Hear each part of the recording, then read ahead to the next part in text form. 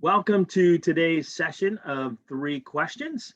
Today, our guest is Bill Roberts. Bill, introduce yourself, please. Hello, I was raised in Alaska. I have lived for the past 31 years here in Washington State, and I'm a pastor. And I attended Foundations about 12 years ago. And yeah, Wow, this is rich history, Bill.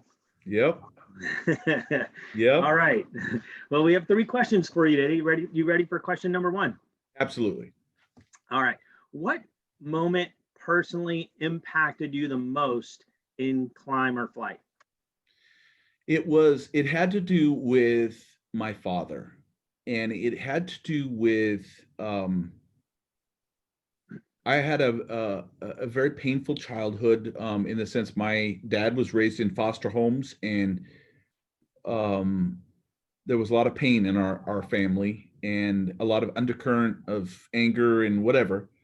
But yet my parents really, I think they did the best they could, and they were very good people. But there was just a lot of brokenness there, and a lot of, and so as one of these foundations and climb was really helpful with was number one, moving away from the attitude of being a victim, like, because being a victim, it's like nothing's my fault and someone else is to blame.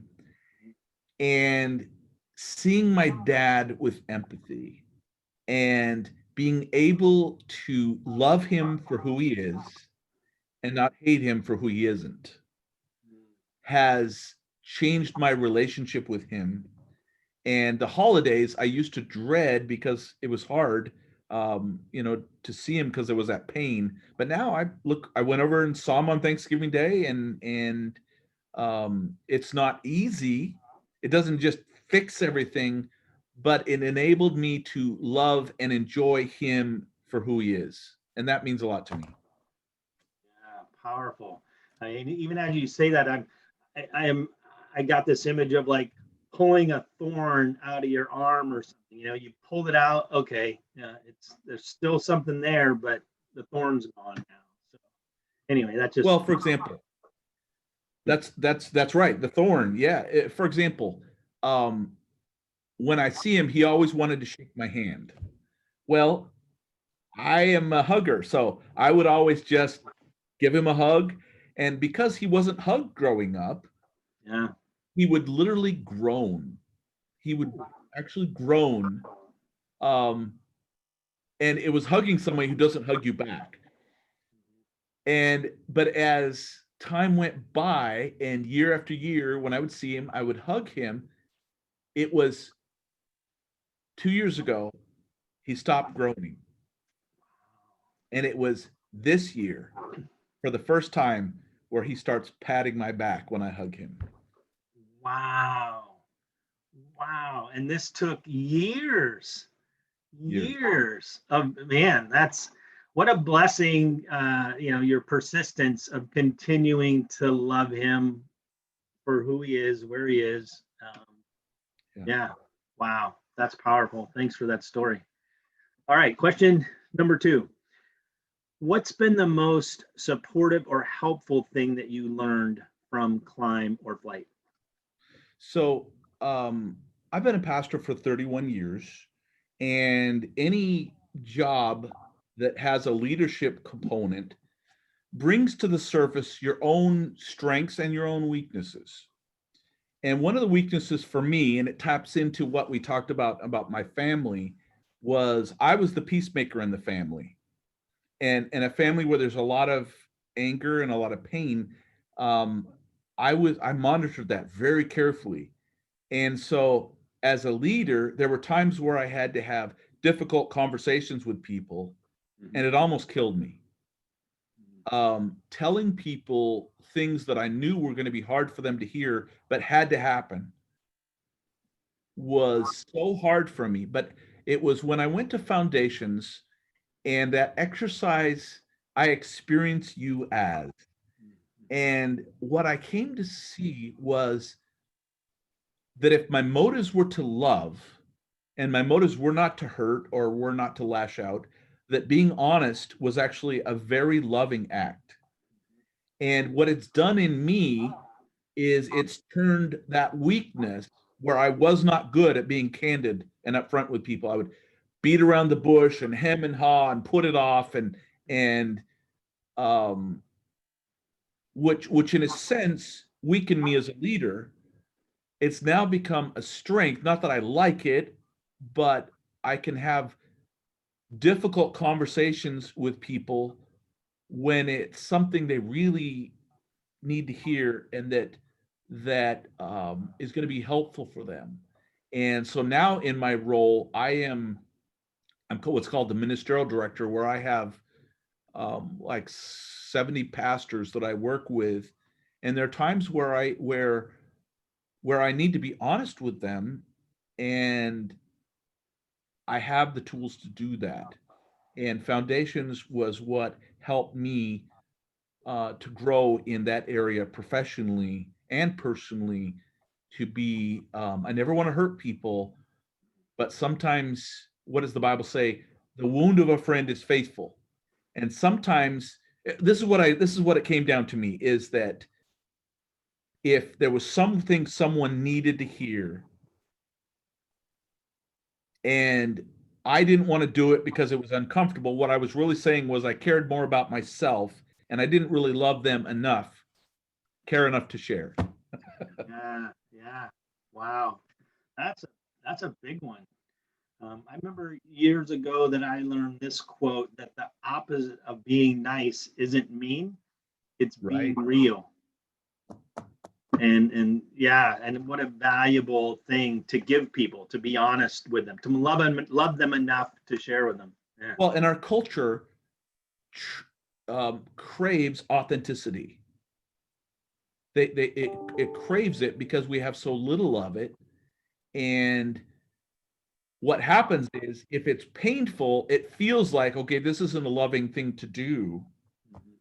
But if someone was driving towards a bridge that is out, and I just wave because I want to be pleasant, that's not a loving act. And so if I wave and say stop when that's when that's necessary, and I don't go around confronting people. I'm just saying where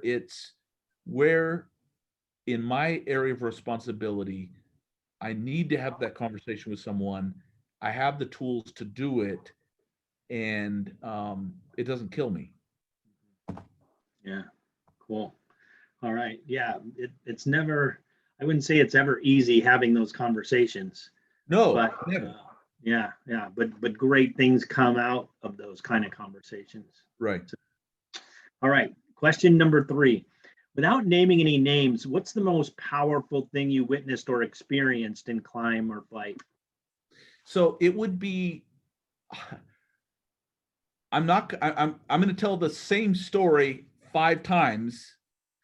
And what I mean by that, 5 people, and I could think of many, many more, but 5 people came to my mind who were in such pain, deep pain, whether it manufactured itself in anger, whether it manufactured itself in self-loathing or pulling back from other people. The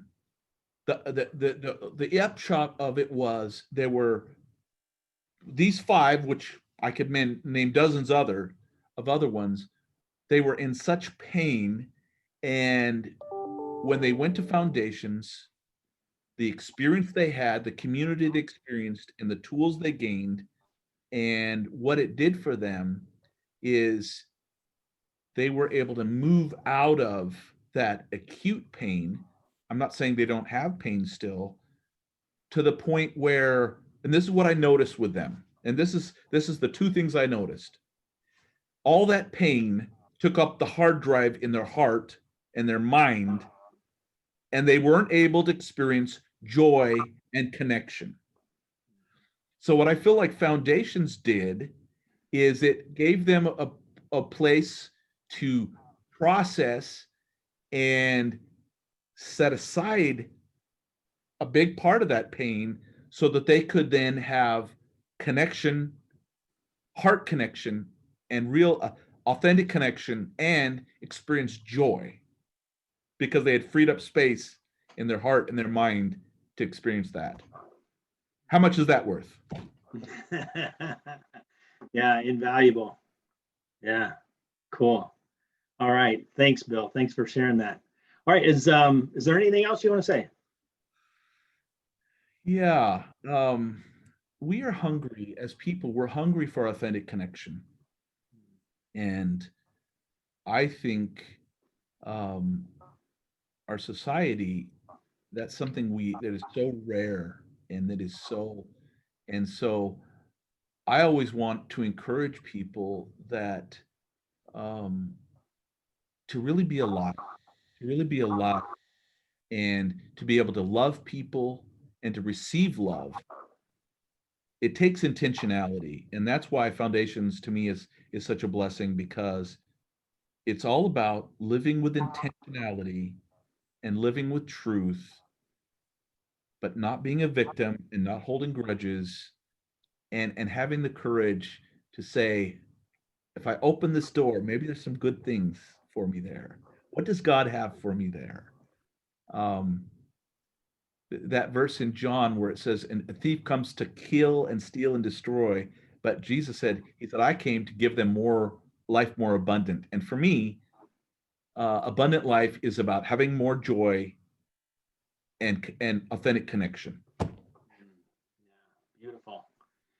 Well, thanks for those words, and thanks for not just what you do, but who you are. I know you're a pastor of pastors and a leader. I'm thankful for that. You've guided many people to our workshops and have made a profound difference in the world. One life at a time. And like you said, you just shared 5 stories in that one question. So anyway, so thank you, Bill, and thanks for being here with us today.